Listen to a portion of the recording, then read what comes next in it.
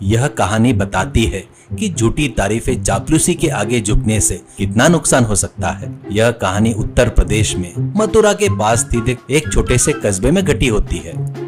यहाँ का माहौल हमेशा चहल पहल भरा रहता है। धूल भरी सड़कें और बीच बीच में मंदिरों की घंटियों की आवाज गूंजती है। हमारे गैरेज का नाम वृंदावन ऑटो वर्क्स था। गैरेज के अंदर पुराने टायर, जंग लगे इंजन के पुर्जे एक तरफ रखे हुए थे। दीवार पर एक पुराना कैलेंडर लटक रहा है। हवा में ग्रीस और पेट्रोल की महक साफ महसूस हो रही थी। हमारे हीरो राधेश्याम एक पुरानी मारुति 800 के नीचे लेटकर उसे रिपेयर कर रहे थे। उसका असिस्टेंट मुरारी पास ही में एक स्टूल पर बैठकर मूंगफली खा रहा था और काम करने का नाटक कर रहा था। अरे मुरारी, वो 12 नंबर का स्पैनर इधर तो देना, यह बोल्ट बिल्कुल नहीं घूम रहा है। ओहो राधे भैया, उस बोल्ट को बस आपके हाथ का स्पर्श मिल जाए तो वो अपने आप ही खुल जाएगा। आप इतने महान इतिहास वाले मैकेनिक हैं, क्या यह छोटा बोल्ट आपका सामना कर सकता है? साक्षात भगवान विश्वकर्मा भी नीचे आकर काम देख ले तो शायद उन्हें भी आपसे जलन होने लगे। राधेश्याम कार से नीचे बाहर आता है। उसका चेहरा ग्रीस से सना हुआ, फिर भी मुरारी की बातें सुनकर उसके चेहरे पर 1000 वॉल्ट के बल्ब जैसी चमक आ जाती है। वह अपनी शर्ट से ग्रीस पोंछता है और गर्व से अपनी ठुड्डी सहलाता है। क्या सच में ऐसा है मुरारी? मतलब मेरे अंदर इतना टैलेंट है? होना क्या है भैया, टैलेंट तो कूट कूट कर भरा है। आप ये मारुति 800 और ऑटो को क्यों रिपेयर कर रहे हो? आप तो असल में नासा में रहकर रॉकेट को रिपेयर करना चाहिए। लेकिन ये हमारे देश की किस्मत है कि आप मथुरा में पैदा हो गए। सच कह रहे हो यार, मेरी बुद्धि इस शहर के लिए काफी नहीं है, लेकिन क्या करे, इन गरीब लोगों के प्रति मेरा प्यार मुझे यहीं रोक कर रखा है। यही तो आपकी महानता है भैया, आपकी दरियादिली, आपका हुनर। उफ, एक शब्द में कहो तो आप इस जमाने के टेक्नोलॉजी राजा है। जब मुरारी इस तरह की तारीफ कर रहा होता है, राधेश्याम काम छोड़ देता है और आंखें बंद करके उन तारीफों का मजा लेने लगता है। मुरारी अपना काम टालकर मजे से पैरों पर पैर रखकर बैठ जाता है। तभी गैरेज के सामने एक लंबोर्गिनी कार आकर रुकती है। उस कार के इंजन की आवाज सुनते ही राधेश्याम और मुरारी दोनों चौंक कर सड़क की ओर देखते हैं। कार का शीशा धीरे धीरे नीचे आता है। उसमें से एक खूबसूरत युवती वैशाली बैठी हुई थी। वह अपना चश्मा उतार कर राधेश्याम की तरफ देखती है। एक्सक्यूज मी, क्या ये गोवर्धन रोड जाने का रास्ता है? राधेश्याम उसकी खूबसूरती देखकर उसका मुंह खुला की खुला रह जाता है। उसके हाथ से स्पैनर नीचे गिर जाता है। वह मंत्रमुग्ध होकर उसे देखते रहता है। तब मुरारी उसको एक चिकोटी लेता है। अरे हाँ मैडम, सीधे जाकर बाई तरफ मुड़ जाइए, वही गोवर्धन रोड है। वैशाली मुस्कुराती है, धन्यवाद कहती है और कार स्टार्ट करके चली जाती है। कार चले जाने के बाद राधेश्याम उसकी तरफ देखते रहता है। अरे मुरारी, देखा क्या तुमने? देव कन्या अप्सरा तो बिल्कुल वैसे ही होनी चाहिए ना। अरे भैया, आप ऐसे ढेले क्यों पड़ गए? इसकी खूबसूरती एक तरफ, वो कार दूसरी तरफ। वो लैम्बोर्गिनी है, उसकी कीमत करोड़ों में होगी और आप यहाँ फटे कपड़े और ग्रीस लगे चेहरे के साथ खड़े हैं। पता नहीं उसने आपको एक इंसान की तरह देखा भी या नहीं। राधेश्याम का चेहरा उतर जाता है। हाँ यार, मेरी हैसियत कहाँ है उसकी हैसियत के सामने? यही तो आपने गलती कर दी भैया। आपके पास ऐसा क्या है कि वो आपको पसंद करेगी? आजकल पैसा और महंगी कारें हो तभी प्यार परवाना चढ़ता है। वो लैम्बोर्गिनी में घूम रही है, इसलिए आपको भी लैम्बोर्गिनी में ही उसके सामने जाना चाहिए, तभी वो आपसे प्यार करेगी। अरे मूर्ख, अगर मेरे पास लैम्बोर्गिनी खरीदने के पैसे होते तो मैं यहाँ क्यों रहता? मेरे पास तो बस वो कोने में पड़ी पुरानी मारुति कार 800 है। मुरारी फिर से अपना जाल फेंकता है। क्या भैया, आप अपना टैलेंट भूल गए? आप चाहे तो मिट्टी को सोना बना सकते हैं। इस मारुति 800 को लैम्बोर्गिनी में बदलना आपके लिए कौन सी बड़ी बात है? वेल्डिंग मशीन उठाइए, फाइबर शीट ले आइए, 1 हफ्ते में आप लैम्बोर्गिनी के मालिक बन जाएंगे। इस दुनिया में आपसे महान इंजीनियर कौन है? राधेश्याम फिर से मुरारी की बातों में आ जाता है। अरे सही कहा है यार, मेरे पास टैलेंट है, मैं इस मारुति को बदल दूंगा।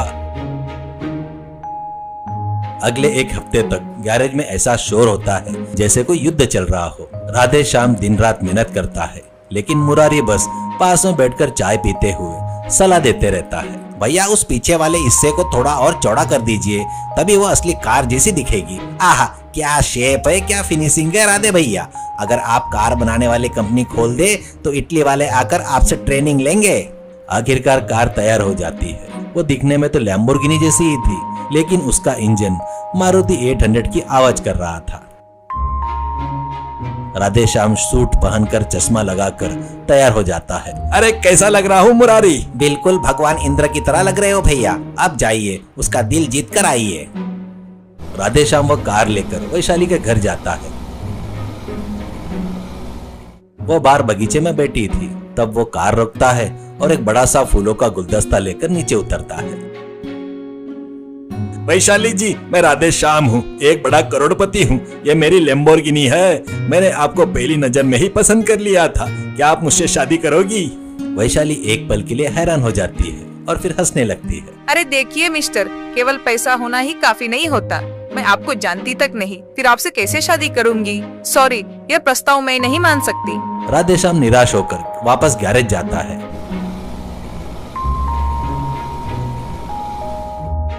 और मुरारी को सब कुछ बताता है। भैया आपको उसका अगर भरोसा जीतना है तो आपको अपने प्यार को साबित करना होगा। कार पर प्लीज मैरी मी का बोर्ड लगाकर पूरे शहर में घूमिए। वो जहाँ भी जाएगी आपको वहीं होना चाहिए, तभी उसे आपकी लगन पसंद आएगी। राधेश्याम वैसा ही करता है। कार पर एक बड़ा सा बोर्ड लगाकर मथुरा की सभी सड़कों पर घूमता है। वो जहाँ भी जाती थी वो कार से उसका पीछा करता। लोग अजीब नजरों से देखते हैं, वीडियो बनाते हैं और सोशल मीडिया पर डाल देते हैं। लैम्बोर्गिनी आशिक के नाम से वीडियो वायरल हो जाता है। एक दिन राधेश्याम गैरेज में बैठा था, तभी एक काले रंग की महंगी कार आकर रुकती है। उसमें से सूट पहनकर एक भारतीय दिवाकर और एक विदेशी हेनरी नीचे उतरते हैं। राधेश्याम को देखते ही दिवाकर मुस्कुराते हुए उसके पास आता है। क्या तुम ही वो सोशल मीडिया स्टार हो? क्या तुमने ही वो कार बनाई है? राधेश्याम गर्व से, हाँ, मैंने ही अपने हाथों से बनाई है सर। मुरारी तुरंत बोल पड़ा। देखा भैया, आपकी प्रसिद्धि सातों समंदर पार चली गई। साक्षात विदेश के लोग आपके पास आ रहे हैं भैया। आप कोई आम इंसान नहीं। अरे बहुत बढ़िया, मेरे पास भी एक पुरानी मारुति 800 है। क्या तुम उसे भी ऐसे ही लैम्बोर्गिनी में बदल दोगे? कितने पैसे लोगे बताओ? राधेश्याम हिसाब लगाता है। मुझे सामान खरीदने में 4 लाख रुपए का खर्चा आया है सर। अगर आप 5 लाख देंगे तो मैं बना दूंगा। दिवाकर अचानक जोर से हंसता है, पुलिस करके चिल्लाता है। तुरंत पुलिस जीप वहां आ जाती है। राधेश्याम डर जाता है। अरे क्या हुआ सर, मैंने क्या गलती कर दी? दिवाकर गुस्से में, मैं लैम्बोर्गिनी कार का डीलर हूँ। ये जर्मनी से आए लैम्बोर्गिनी कंपनी का प्रतिनिधि है। तुम हमारी कंपनी की डिजाइन को कॉपी करके दूसरी कंपनी के कार को हमारे ब्रांड के नाम से चलाकर हमारा नाम खराब कर रहे हो। हम तुम पर कॉपीराइट का केस दर्ज कर रहे हैं, तुम्हें गिरफ्तार करवा रहे हैं। मुरारी ये देखते ही चुपचाप वहाँ से खिसकने की कोशिश करता है। अरे मुरारी, तुम नहीं तो मुझे ये सब करने को कहा था, कुछ तो बोलो। मुरारी पीछे मुड़कर, अरे मुझे क्या पता सर, मैंने तो मना किया था, लेकिन इन्होंने मेरी एक ना सुनी। ये पागलों जैसी हरकत करते हैं। मेरा इस काम से कोई लेना देना नहीं है सर, मुझे छोड़ दीजिए। और वो वहां से भाग गया। पुलिस राधेश्याम को ले जाती है। राधेश्याम पुलिस स्टेशन की जेल में बैठकर दुखी हो रहा था।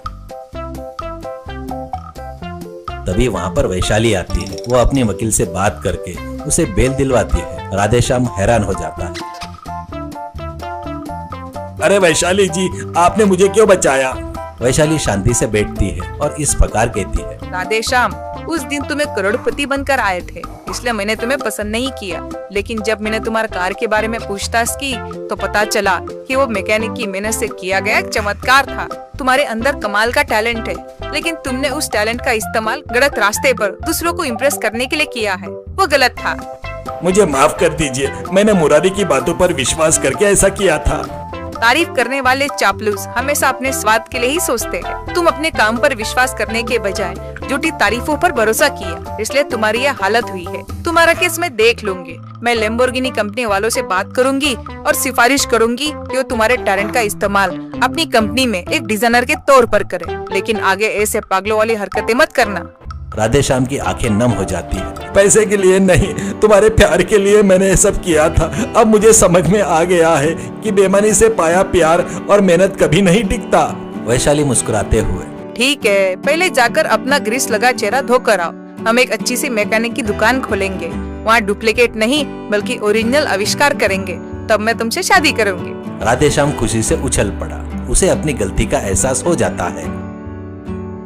उसके बाद वह कभी किसी की झूठी तारीफों के झांसे में नहीं आया।